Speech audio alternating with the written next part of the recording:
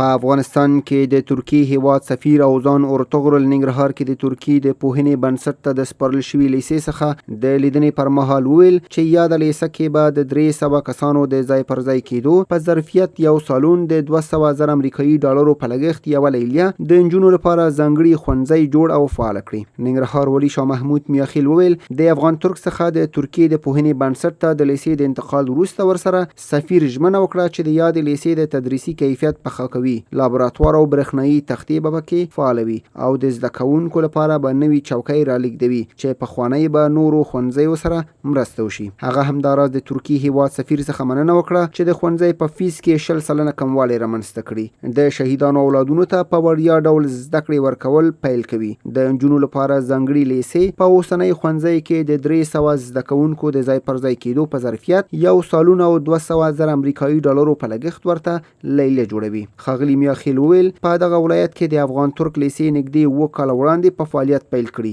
او اوس مهال پکې د 300 شاوخوا کې زده کوونکي پر زده کړو بوخت دي. نوموړي زیاتوي د ترکیې له سفیر څخه په دغه ولایت کې د قونسلګرۍ د جوړېدو غوښتنه هم کړي چې هغوی ورته ډاډ ورکړي او ښایي راتلونکي 3 کلونو کې کارونه پیل شي. تر هر څه د مخه د ترکیې د دوز هیواد محترم سفیر صاحب او د دې ورسره هیئت چې دلته تشریف راوړی دی د ننګرهار د ولایتي ادارې او د ننګرهار د ولسونو لخوا دې ته ښه راغلاست او هرکلی وایم. د ترکیې او د افغانستان روابط پیړۍ یعنې دوی سره ښه روابط درلودل او بالخاصه د افغانستان د استقلال د ازادۍ نه وروسته چې غازي امان الله خان استقلال واغسته د ترکیې د هیواد سره د افغانستان د دولت په سطح باندې او هم د ولسونو په سطح باندې دا رابطه نور هم ښه شوله او تر هماغې وخت نه را په دې خوا دا رابطه روانه ده. په خاصه توګه په تېرو 19 کلونو کې د ترکیې هیواد د افغانستان په بېلابېلو سیمو کې ډېر کومکونه کړي دي او کله چې زه دلته ننګرهار ته د والي په صفت باندې راتلم نو مخکې ما د ترکیې سفارت سره مجلس درلوده د دې د ډیپلوماتانو سره او هغه دا و چې د معارف د افغان ترک لیسه دا باید د معارف فاونډیشن ته انتقال شي.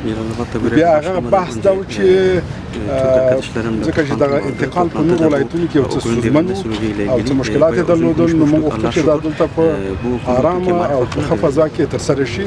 هماغه و چې ترسره شو. دوی دا وعدې هم وکړې هغه وخت کې چې د معارف کیفیت به ښه کوي، شاګردانو ته به فیس 100% راټیټوي او په عین حال کې به یو بل مکتب د ننګرهار د ولسونو لپاره جوړوي. نو نن سفیر صاحب دلته تشریف راوړی دی، هغه پروسه تکمیل شوله.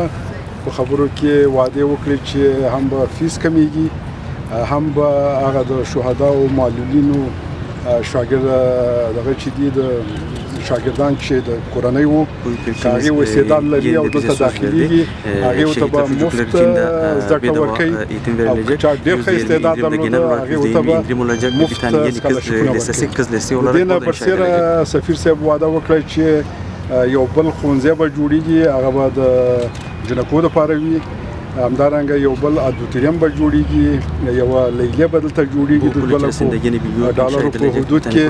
نو زه د دې ونه ډېره زیاته مننه کوم چې ننګرهار ته توجه وکړه او د دې د پراختیایي ادارې مشر پروژه کې هم راغلی او بحثونه درلودل چې څنګه کولی شو په لنډ وخت کې او په مزمحال وخت کې او بالاخره په اوږد وخت کې ترکیه د ننګرهار د ولسونو سره څه کولی شي. په دې معنی بعضې نورو پروګرامونو باندې هم بحث شوی دی او که بالاخره وشي چې ترکیه په اوږد مهال کې دلته قونسلګري هم جوړه کړي نو دا به نور هم زموږ او د دې روابط سره تکړه او موږ غوښتنه ترې کړې ده. دې وختون تاسو ته پته ده چې د قونسلګرۍ جوړول چې یو ځل کار شروع کیږي هغه منظوریږي نو دا خامخا یو 2-3 کاله سره نیسي وخت نیسي. اما دغه غوښتنه اوس موږ کړې ده نه دا په اوږد مهال کې زموږ دا غوښتنه. په افغانستان کې د ترکیې هیواد سفیر اوزان اورتغرل ننګرهار والي څخه مننه وکړه چې د ترکیې پوهنې بنسټ ته د لیسې انتقال لړۍ ترسره کړي او ډاډ یې ورکړ چې د پخوا په پرتله به ورته ځانګړې پاملرنه وشي. هغه وویل ترکیه پلان لري چې په افغانستان کې د افغان ترک لیسو څخه په لاس راغلي پیسو په همدې لیسو کې مصرف کړي او نورو ښوونځي هم ورغوي. همداراز په راتلونکي کال د نجونو لپاره د ځانګړي ښوونځي د جوړېدو ژمنه وکړه. نوموړي دغه راز له افغانستان سره د خپلو مرستو په اړه وویل چې یاد هیواد د تیرو 18 کلونو کې له افغانستان سره د بېلابېلو برخو کې مرستې کړي چې ډېره برخه یې د پوهنې او پولیسو د روزنې په برخه کې وي. Ben öncelikle tarih boyunca Afganistan'ın siyasi ve ticari له هر څه وړاندې دا چې په خپل ځان په جلال آباد کې ګورم چې جلال آباد د علم ادب سیاست او کلتور ځای دی ډېر زیات د خوشحالۍ احساس کوم. ülkelerimiz arasındaki ilişkileri زمونږ د ترکیې او د افغانستان ترمنځ دغه د ورورولۍ پړی تقریبا 100 کالو ته رسیږي.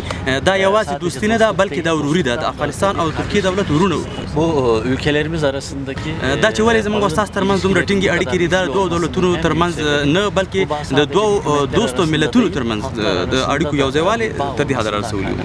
nitekim bu anlayıştan hareketle son 100 yıl دغه دوستي د هر یو مصطفی کمال اتاتورک او د غازی امان الله خان ترمنځ هغه کوم صمیمیت او ملګرتیا چې هغه لا پسې غښتلې کړه. o zaman başlayan د دغه سلو کالو په جریان کې زمونږ هغه کومې عسکري مرستې چې د افغانستان سره وي هغه تر اوسه پورې دوام لري. تقریبا په تیرو 18 کلونو کې عسکري او د پولیسو برخه کې چې کومې موږ مرستې د افغانستان سره کړي دا بلا هم دوام پیدا کوي. bunun yanı sıra Afganistan Türkiye'nin en çok ترکیه چې د افغانستان د ترکیې یو له هغه هیوادونو څخه د په لومړي قطار کې راځي چې زیات کومکونه یې کړي دي. یعنې ترکیه چې کوم کومکونه کړي تر ټولو زیات د افغانستان سره کړي دي په هر اړخه کې تقریبا د 18 اخرو کلونو کې. neden eğitim alanına özellikle öncelik veriyoruz? Çünkü دا چې ولې موږ په تعلیمي برخو باندې زیات فشار راوړو په هغه برخه کې زیات فعالیتونه کوو. موږ په دې عقیده باندې یو چې تعلیم کولی شي چې یو روښانه آینده ورکړي د ملک ته او دغه روښانه آینده ته نه نارینه نه بلکې نجونې هم په دغه سفر کې باید ګډون وکړي او نجونې باید هم ښوونځیو ته لاړې شي. که چېرته ترکیه افغانستان غواړي چې ترکیه په شان ترقي وکړي نو باید د نجونو تعلیم ته توجه وکړي. ve eğitim alanındaki Afganistan'a yönelik desteğimizin, katkımızın bir devamı olarak. دا چې په 15 د جولای د یو ناکامې کودتا له هڅې وروسته د بنیاد معرف ترکیه معرف بنسټ په افغانستان کې خپل فعالیت پیل کړ او د هغوی په لړ کې دغه د جلال آباد مکتب هم دغه بنسټ ته انتقال شو. په افغانستان کې به د افغان ترک ښوونځي د ترکیې پاتې افغان ترک معرف ښوونځي به د بنیاد معرف ترکیې ته انتقالیږي او د نه وروسته به دا د ترکیې د معرف بنسټ تر تسلط لاندې خپل فعالیت کوي. Sayın Vali bu okulla ilgili taahhütlerimizi مخکې والي صاحب د ښوونځي په اړه باندې خبرې وکړې. زه د والي صاحب ټوله خبرې تاییدوم او د هغې نه وروسته فقط دغه یو خبره کوم چې د نوي تعلیمي کال لپاره موږ 2 نوي زده کوونکي نیولي 3 دانې نوي صنفونه به خلاصوو او په دې شکل به انشاءالله مخ په وړاندې ځو. gerek Celalabad'daki bu okul gerek önümüzdeki bir temelini atacağımız موږ په نه د یوازې دا چې په جلال آباد په ننګرهار کې بلکې د افغانستان په هغه ولایتونو کې چې د افغان ترک معرف ښوونځي شتون لري د دوی فعالیتونه به انشاءالله په ډېر ښه شکل باندې په ډېر منظم شکل باندې مخ وړاندې ځي.